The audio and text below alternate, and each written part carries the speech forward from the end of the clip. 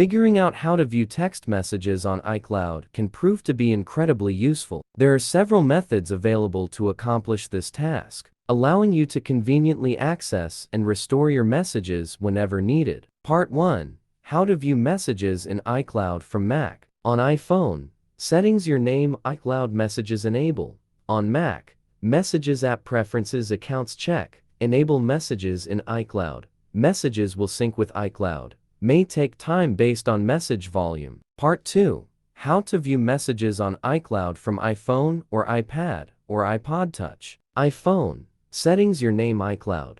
Enable messages switch. Messages will sync to iCloud storage. View messages on another iOS device using Apple ID. Active internet connection required. Part 3. How to access or see iCloud messages on iCloud by resetting the iDevice. Settings, general. Transfer or reset iPhone. Choose, erase all content and settings. Enter passcode or Apple ID. Wait for erasure to finish. Set up until apps and data page. Choose, restore from iCloud backup. Sign in with iCloud credentials. Select desired backup.